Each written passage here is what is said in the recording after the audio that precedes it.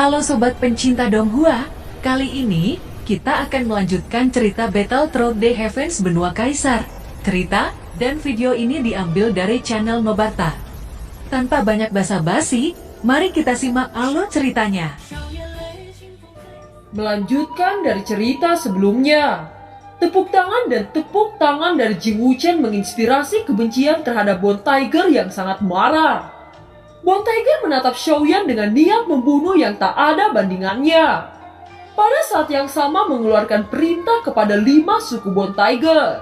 Aku di sini untuk secara pribadi akan mengambil nyawa Xiaoyan. Kalian pergi dan menyingkirkan lelucon ini, ucap pemimpin Bone Tiger. 5 suku Bone Tiger itu mengangguk setuju setelah mendengar perintah ini. Mereka juga terganggu oleh tepuk tangan dari Jing Wuchen. Segera semua kebencian dari mereka berlima dipindahkan ke Jing Wuchen. Mereka tiba-tiba menciutkan tubuh mereka menjadi bentuk busur seperti anak panah yang bergegas menuju Jing Wuchen tidak jauh dari sana. Xiaoyan yang melihat ini merasakan bahaya dan ingin kembali memberikan perlindungan kepada Jing Wuchen. Tetapi sekarang ia telah dihadang oleh pemimpin Bone Tiger. Di bawah serangan kekerasan dari Bone Tiger, ia tidak bisa membantu turun dan hanya bisa mengingatkan Long Yan dan Jing Wuchen. Melihat 5 Bone Tiger yang marah dengan dampaknya sendiri, Jing Wuchen segera mengeluarkan 5 belati ajaib dari tangannya. Itu dilemparkan menembaki 5 Bone Tiger. Long Yan berkedip-kedip dengan petir juga melangkah maju, menarik tangannya ke dalam kekosongan dan mengeluarkan pistol petir. Di hadapan pedang terbang Wuchen dan senjata guntur naga, kelima Bone Tiger membentuk perisai dan memblokir kedua serangan. Pertahanan kelima Bone Tiger sangat kuat. Serangan Wuchen dan Long Yan bahkan tidak melukainya sedikit pun. Kelima Bone Tiger segera memisahkan Wuchen dan Long Yan. Kedua Bone Tiger menyerang Long Yan sedangkan yang 3 menyerang Wuchen. Ini buruk, ucap Jing Wuchen. Melihat ketiga suku Bone Tiger mendekat dengan agresif, Wuchen tidak punya waktu untuk menghindar dan tubuhnya perlahan-lahan memudar, seolah-olah diintegrasikan dengan udara. Selama tubuh sepenuhnya memudar, semua serangan akan gagal. Ini adalah teknik pertempuran menyelamatkan jiwa yang unik dari Wuchen. Namun sangat disayangkan serangan Bone Tiger itu sangat cepat. Tubuh Wuchen belum sepenuhnya memudar dan serangan dari ketiga suku Bone Tiger telah tiba. 3 cakar harimau menghantam tubuh Wuchen dan dengan keras menabrak batu hingga menjadi hancur berkeping-keping. Jing Wuchen memuntahkan darah dengan menyedihkan setelah menerima serangan secara langsung. Ketiga suku Bone Tiger tampaknya tidak berniat untuk membiarkan Wuchen hidup. Mereka menginjak tanah dan segera melesat ke arah Jing Wuchen. Xiaoyan yang melihat situasi Wuchen dalam bahaya, hatinya cemas dan amarahnya tak tertahankan. Apa kau pikir bisa menyelamatkan temanmu? Aku juga ingin kau merasakan kehilangan teman yang berharga, ucap pemimpin suku Bone Tiger. Melihat ekspresi cemas Xiaoyan, pemimpin Bone Tiger sangat senang dan cakar harimau berubah menjadi cahaya merah di bawah dorongan semangat jua. Di sisi lain, Long Yan terus-menerus melepaskan petir naga.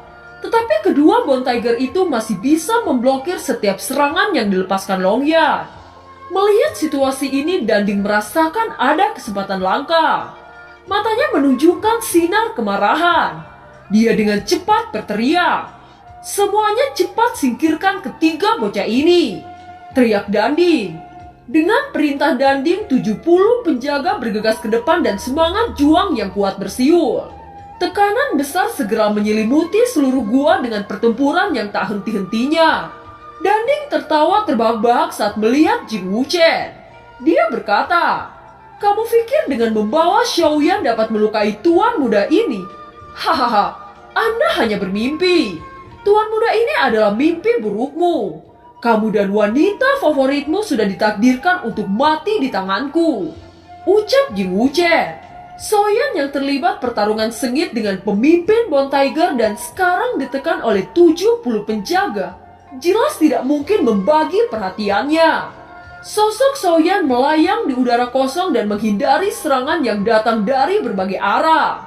"Karena kalian ingin bertarung denganku sampai mati, aku akan mengabulkan permintaan kalian semua," ucap Xiaoyan tampak sangat marah.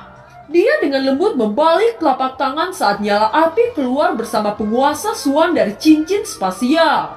Dengan cepat nafas berapi menyembur dari tubuh Xiaoyan. Wu Chen melirik Xiaoyan dan tekad untuk berjuang segera membara dari dalam hatinya. Segera dia menggunakan seluruh kekuatan yang tersisa dan belati ajaib sekali lagi muncul. Dia menggigit lidahnya dan esensi jiwanya dituangkan ke dalam belati ajaib itu. Senjata belati yang berisi kekuatan jiwa melayang dengan cahaya menyilaukan sesuai dengan kendalinya. Itu terbang dengan cepat memotong udara saat menargetkan 3 suku Bone Tiger. Teknik ini menghabiskan terlalu banyak energi. Meskipun dia menelan beberapa botol King Lin, wajahnya menunjukkan wajah pucat. Xiaoyan melompat ke udara dan semangat juang di tubuhnya mengalir keluar seperti banjir. Xiaoyan mendorong api 3 warna menyelimuti penguasa Suan. Dia memegang penguasa dengan kedua tangannya dan membantingnya. Tiba-tiba api yang membumbung menyapu ruang di bawah Xiaoyan. Dan dampak dari penguasa kuno yang dilepaskan menyapu puluhan penjaga seperti gelombang besar. 8 penjaga yang bergegas di depan bahkan tidak punya waktu untuk melawan. Tubuh mereka dihancurkan menjadi kabut darah oleh penguasa Suan. Bone Tiger juga tersapu ke udara oleh kekuatan kekerasan Xiaoyan. Tubuhnya berguling-guling di udara beberapa kali sebelum dia jatuh ke tanah. Orang ini sungguh tidak dapat diremehkan. Kekuatan yang begitu besar bahkan tidak membuatnya kelelahan sedikit pun. Jika ini terus berlanjut, cepat atau lambat aku pasti akan mati. Ucap pemimpin Bone Tiger tampak mulai ketakutan. Sebelum dia bisa selesai berbicara, tiba-tiba serangan kedua Xiaoyan menyusul. Hal yang mengejutkan bahwa serangan kedua ini jauh lebih kuat dari sebelumnya.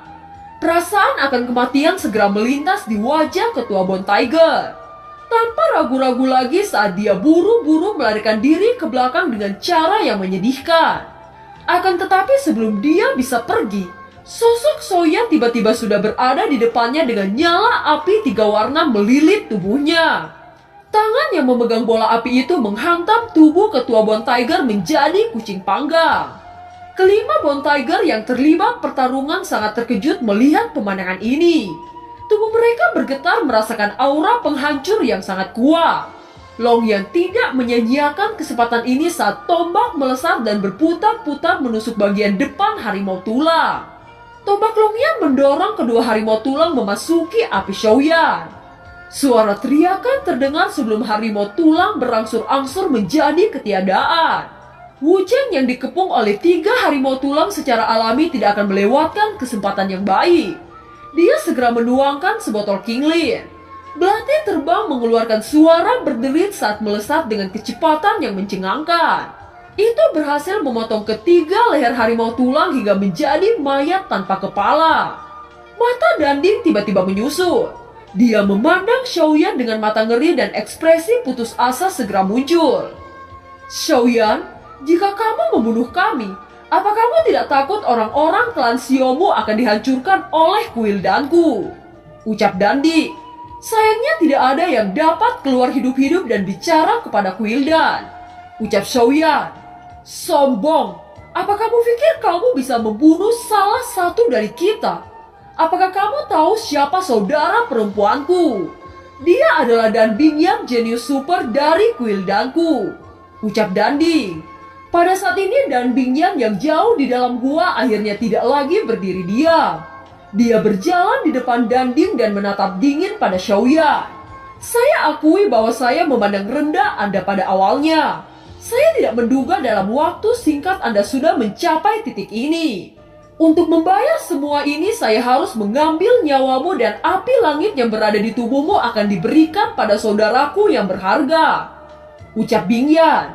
Mata Dan Bingyang bersinar dengan cahaya dingin. Dia memancarkan lapisan udara di sekujur tubuh. Tubuh Bingyang melayang perlahan ke udara. Tangannya yang ramping terus membuat gerakan aneh satu demi satu. Bintang perak muncul di atas kepalanya. Ketika Danding melihat saudaranya, dia segera mengulurkan tangan dan nyala api ungu keluar dari telapak tangan Danding. Munculnya nyala api ungu memancarkan napas yang luar biasa. Jari-jari Danding terangkat dan nyala api ungu naik dari ujung jarinya.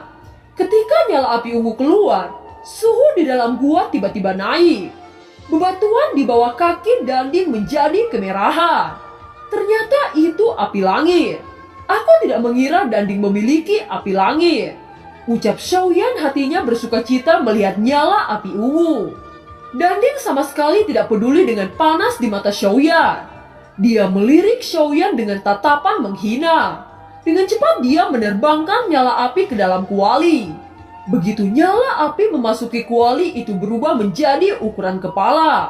Pertempuran yang menentukan akan segera dimulai. Xiaoyan, apa yang harus saya lakukan?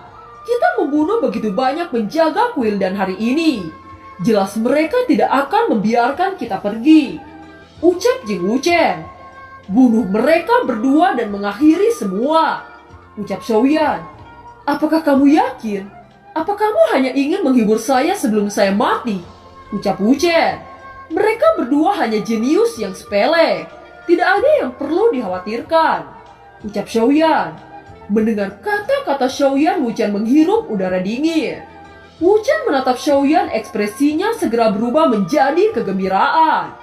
Meskipun aku tahu bahwa aku memiliki kebencian kepada Quildan, selama kau membunuh Danding, aku akan menjadi pelayanmu seumur hidup. Ucap Jing Wuchen. Karena kamu bilang begitu, maka bersiaplah menjadi pelayanku. Ucap Xiaoyan.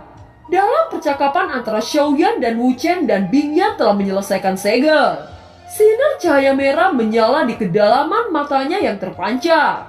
Senyum aneh muncul di sudut mulut Bingyan. Dia memandang Xiaoyan dengan acuh tak acuh. Api langit saudaramu itu bagus. Aku pikir itu akan menjadi milikku kan? Ucap Xiaoyan dengan senyuman. Wajah Bingyan berangsur-angsur menjadi dingin. Tangannya membentuk segel dan bintang perak mekar cemerlang di sisi Bingyan dengan cepat menyelimuti mereka bertiga. Pada saat yang sama Danding menjentikan jari-jarinya, kuali api ungu bergegas ke arah Xiaoyan. Bintang perak jatuh. Serangan itu menembus mereka bertiga seolah-olah tidak ada yang terjadi. Xiaoyan bergegas memobilisasi kekuatan jiwa untuk menjaga kendalinya. Ada juga tanda bintang di dahi Longyan, dia tidak merasa ada yang salah. Dan hanya sedikit jatuh ke dalam kebingungan seperti Xiaoyan. Sedangkan Wuchen gemetar hebat dan sejumlah simbol perak yang aneh muncul di dahi Wuchen. Simbol berkerumun di sekitar tubuh Wuchen dengan cepat berputar membungkus Wuchen. Cahaya perak berkedip di mata Wuchen, tatapan dingin yang bisa membukukan jiwa terpancar dari matanya. Xiaoyan bergegas untuk menyelamatkan Wuchen, tetapi kuali api ungu melesat ke arahnya. Penguasa Xuan menyapu ke arah ke belakang untuk menghalangi serangan kuali. Mata Wuchen berangsur-angsur menjadi dingin seolah-olah dia hilang kendali atas dirinya. Tangan kiri Wuchen melesat beberapa belati ke arah Longyan. Dan tangan kanan mengirim belati terbang untuk menyerang Xiaoyan. Jing Wuchen, apakah kamu gila? Teriak Longyan. Dia dikendalikan oleh kekuatan jiwa dan Bingyan. Ucap Xiaoyan. Xiaoyan sedikit terkejut dengan konstitusi dan Bingyan. Tidak heran dia menjadi jenius pertama di Quildan.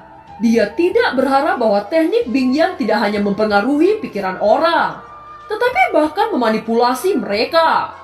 Danding melihat melalui niat Xiaoyan dan memberi isyarat kepada 10 para penjaga inti untuk memblokir Xiaoyan. Danding membentuk segel dan menyemburkan esensi darah ke arah kuali. Kuali yang telah dialiri esensi darah Danding berubah menjadi warna merah menyala.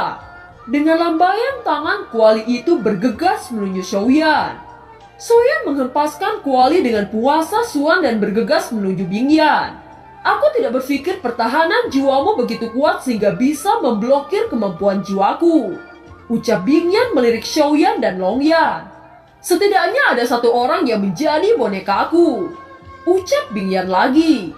Setelah selesai berbicara, tangan Bingyan bergetar dan mata Wuchen tiba-tiba menjadi lebih perak. Melihat semua ini, mata Xiaoyan merah dengan kemerahan. Matanya menatap Bingyan dengan niat membunuh. Apakah ini putri dari Quildan yang dikatakan satu-satunya jenius terhebat? Ternyata tidak hanya mengandalkan banyak orang, tetapi juga bermain trik kecil. Aku Xiaoyan bersumpah akan mengambil nyawamu di tempat ini. Ucap Xiaoyan dengan penuh kemarahan. Surga memberiku kemampuan untuk mengendalikan hati manusia. Tetapi sayangnya aku tidak bisa mengendalikan jiwa dan darah. Oleh karena itu aku tidak bisa membuat kontrak darah dengan kalian. Ucap Bing Yan. Jika kamu ingin membunuhnya, satu gagasan dapat membuatnya bunuh diri. Mengapa kamu tidak melakukannya? Tanya Xiaoyan.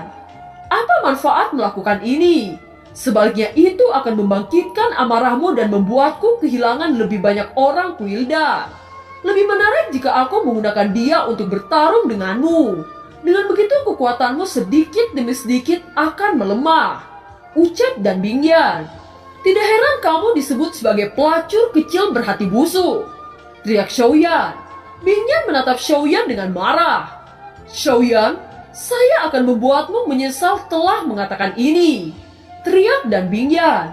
Karena kamu sudah memainkan trik kotor, maka jangan salahkan aku karena menggunakan cara yang sama. Ucap Xiaoyan. Tubuh Xiaoyan tiba-tiba menghilang dan membiarkan Jing Wuchen terlibat dengan Long Yan. Tiba-tiba Xiaoyan muncul di depan Danding menggunakan teknik langkah cahaya. Pupil Bing Yan menyusut dia dengan cepat bergegas ke arah Danding. Penguasa Suan yang membawa angin tajam menuju ke arah penjaga di sekitar Danding. Semua penjaga benar-benar kehabisan nafas di bawah tekanan angin penguasa Suan.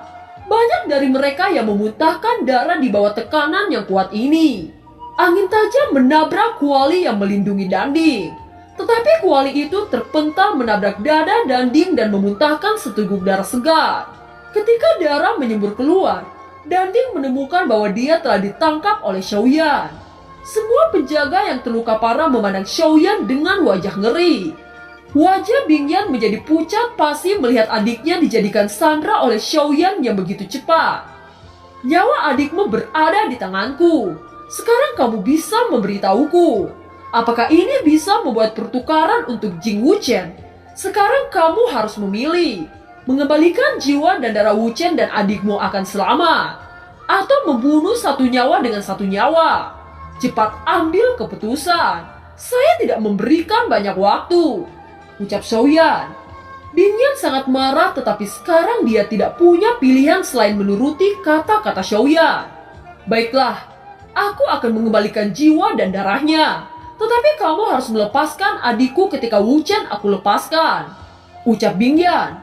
Xiaoyan mengangguk tanpa menjawab. Dan Bing Yan membentuk segel dan manik darah ditarik keluar dari tubuh Jing Wuchen. Setelah Xiaoyan melihat itu, dia mendorong Danding ke arah Bing Yan dengan keras dan menarik Wuchen ke sisinya. Apa kamu baik-baik saja? Tanya Xiaoyan kepada Jing Wuchen. Tidak apa-apa. Aku hanya ceroboh sehingga dikendalikan oleh pelacur kecil itu. Jawab Jing Wuchen. Kalian tidak boleh mendekati Dan Bing Yan.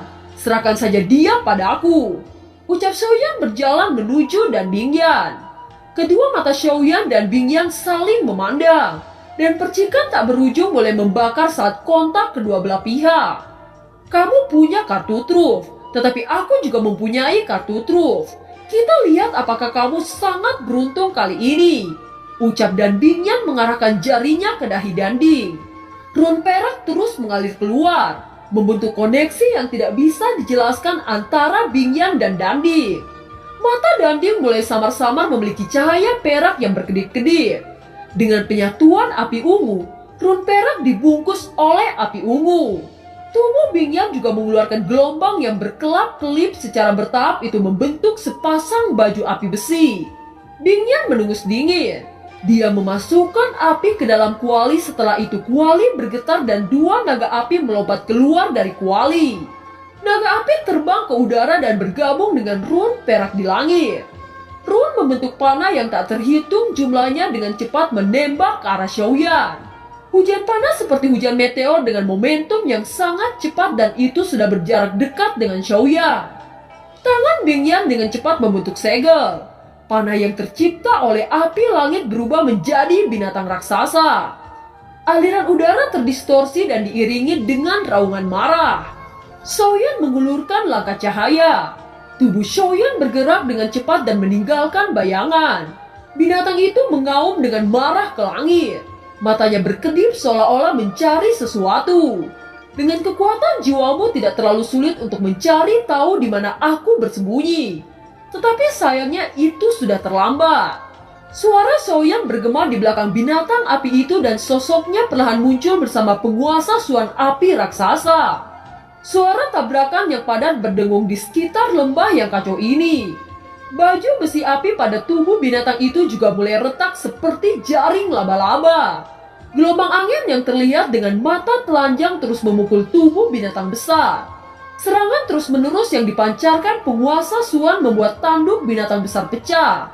Bahkan tubuh binatang besar mulai retak. Setelah beberapa saat tubuh binatang berubah menjadi fragmen yang tak terhitung jumlahnya di udara. Keterampilan tempur gabungan Bingyan dan Danding mampu dihancurkan.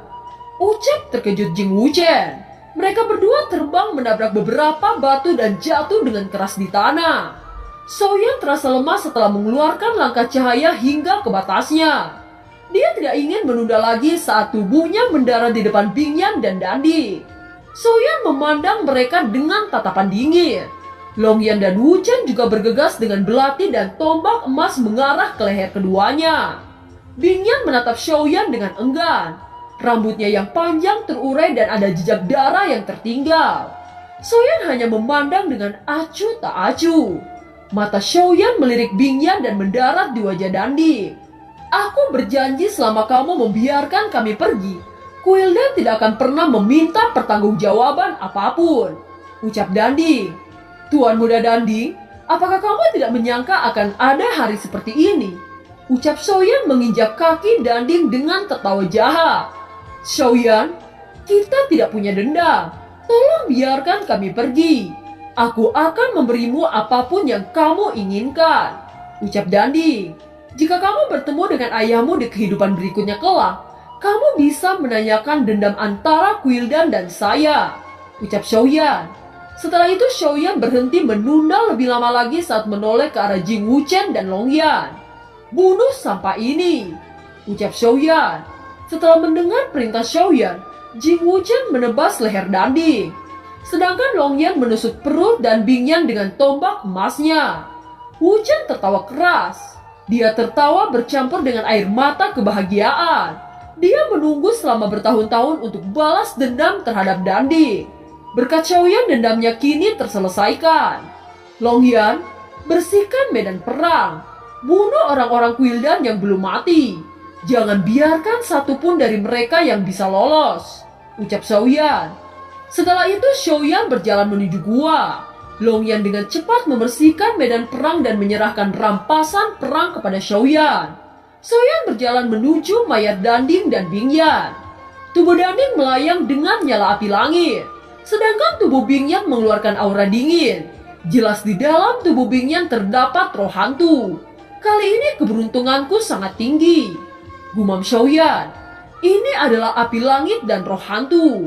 Dua objek ini adalah 2 dari 3 keajaiban dunia. Saudaraku, ini seharusnya menjadi milikmu.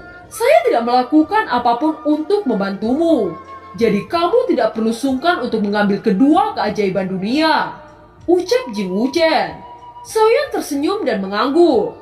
Tiba-tiba Jing Wuchen berkata lagi. Perselisihan antara kamu dan Quildan jelas tidak sesederhana kelihatannya. Tentu saja ini rahasiamu. Aku tidak akan menanyakannya.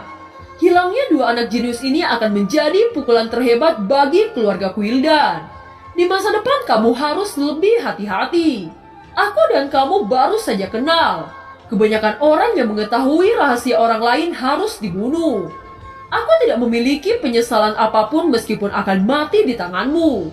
Karena semua dendamku sudah terpenuhi. Aku sangat beruntung mengenal Anda. Aku sudah hidup begitu lama dan itu sudah cukup bagiku. Mari berteman di kehidupan selanjutnya. Ucap Wuchen tiba-tiba mengeluarkan belatinya. Xiaoyan segera berdiri dan menghentikan belati itu. Dia berkata, aku percaya bahwa kamu tidak akan membocorkan rahasia ini. Karena aku menganggapmu sebagai teman hidup dan mati. Ucap Xiaoyan, saya tidak layak untuk itu. Terima kasih sudah percaya kepada aku. Setelah bicara, Wuchen memutuskan meridian di seluruh tubuhnya. Kekuatan jiwa Xiaoyan merasakan tindakan Wu Chen segera mengunci jiwa Wu Chen dan mencegah tindakan yang dilakukan. Wu Chen meludahkan seteguk darah. Dia menatap Xiaoyan dengan ekspresi terkejut. Senyumnya perlahan-lahan tumbuh, tetapi matanya sedikit lembab. Xiaoyan mengulurkan tangan untuk menstabilkan tubuh Wu Chen. Wu Chen mengangkat tangan dan setetes darah keluar dari dahinya. Segera Wu Chen berbicara dengan tegas. Saudara Xiao, aku benar-benar tidak punya pilihan lain. Hanya ini yang bisa aku tawarkan. Jika kamu menerimanya, maka rahasia ini tidak akan terbongkar. Ucap Wu Chen menawarkan kontrak darah kepada Xiaoyan. Xiaoyan tidak menyangka bahwa Jing Wu Chen akan dengan tegas mengambil tindakan seperti itu. Aku Xiaoyan tidak pernah mengancam teman-temanku. Jika kamu tidak menyingkirkan jiwa dan darah ini, maka segera tinggalkan aku. Aku tidak ingin pertemanan ini dibatasi karena paksaan. Ucap Xiaoyan dengan nada serius. Mendengar kata-kata Xiaoyan, mata Wu Chen memerah. Dia mengumpulkan jiwa dan darah tetapi tidak bisa mengatakan sepatah kata pun. Karena masalah sudah terselesaikan, maka ambillah ramuan yang berisi ki darah. Kamu dan Longyan pergi keluar gua dan lindungi aku. Ucap Xiaoyan. Apakah kamu terluka? Ucap Wu Chen memandang Xiaoyan dari ujung rambut sampai ujung kaki. Xiaoyan tidak ingin memberitahu Jing Wu Chen bahwa dia bisa menyerap api langit dan roh hantu. Jika dia tahu itu, tidakkah Wu Chen akan takut sampai mati? Kamu harus menyembuhkan dirimu. Aku dan Longyan akan menjaga pintu masuk gua. Ucap Wu Chen. Xiaoyan tersenyum melihat punggung keduanya.